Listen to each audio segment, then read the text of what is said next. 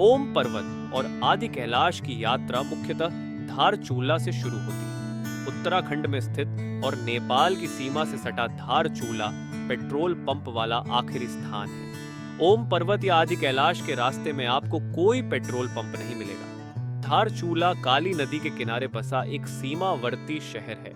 काली नदी धारचूला शहर को विभाजित करती है, जहां भारत की ओर वाले शहर को धारचूला और नेपाल की ओर वाले शहर को दारचूला कहा जाता है। धारचूला पिथौरागढ़ जिले में आता है। आदि कैलाश और ओम पर्वत नेपाल और तिब्बत की सीमा से लगे हुए हैं, इसलिए इन स्थानों पर जाने वाले यात्रियों को धारचूला या पिथौरागढ़ से इनर लाइन परमिट लेना आवश्यक है। धारचूला से गूंजी तक, जहां से ओम पर्वत और आदि कैलाश के बीच सड़क विभाजित होती है, सड़क अभी भी निर्माणाधीन है। धारचूला से गूंजी सड़क अपेक्षाकृत अच्छी स्थिति में है।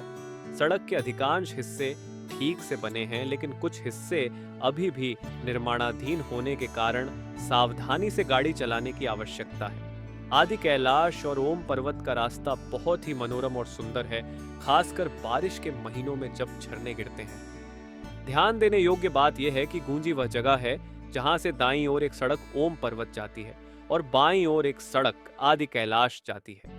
तो मूलतः गूंजी एक ऐसी जगह है जहां से आप ओम पर्वत या आदि कैलाश की यात्रा कर सकते हैं। ध्यान रखने वाली सबसे महत्वपूर्ण बात यह है कि आदि कैलाश तक जाने वाली सड़क पूरी तरह से पक्की है, जबकि ओम पर्वत तक सड़क अभी भी निर्माणाधीन है और कुछ उबड़-खाबड़ हिस्सों में बहुत तीव्र ढलान और बहुत कम मोड़ है।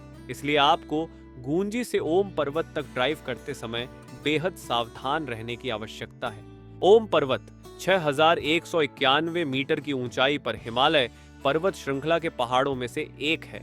यह पर्वत नाबी डांग से देखा जा सकता है। ओम पर्वत पर चढ़ना आज तक संभव नहीं हो पाया है। नाबी डांग से कुट्टी गांव होते हुए आप लिटिल कैलाश, जो कि जोलिंगकोंग के नाम से प्रचलित स्थान पर स्थित है, हम जा सकते हैं। दूसरी तरफ लिपुलेख पास होते हुए हम तिब्बत में स्थित कैलाश मानसरोवर भी जा सकते हैं। एक प्रकार से यह स्थान कैलाश और आदि कैलाश के बीच में स्थित है। यह स्थान नेपाल तिब्बत सीमा के पास में स्थित है, जो एक शानदार दृश्य प्रदान करता है। यहाँ आने वाले यात्री इस स्थान से अन्नपूर्णा की विशाल चोटियों को भी देख सकते हैं। इस पर्वत पर बर्फ के बीच ओम शब्द का आकार दिखता, इसी कारण इस स्थान का नाम ओम पर्वत पड़ा। पौराणिक मान्यताओं के अनुसार हिमालय पर कुल 8 प्राकृतिक ओम की आकृतियां बनी हुई हैं। इनमें से अब तक केवल ओम पर्वत की ही आकृति के बारे में पता चल सका है। ये छोटी हिंदू धर्म के अलावा बौद्ध धर्म में भी विशेष धार्मिक महत्व रखती है।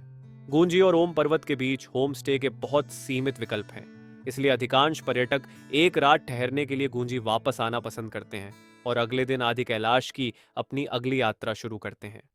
ओम पर्वत के दृश्य के लिए आइडियल टाइम सुबह 6 बजे से 10 या 11 बजे के बीच मौसम की स्थिति और मौसम के आधार पर है। चूंकि हमने बारिश के महीनों के दौरान यात्रा की थी, ओम पर्वत का व्यू केवल कुछ घंटों और सुबह तक ही सीमित था और हम ओम को केवल आंशिक रूप से बर्फ में देख पाए।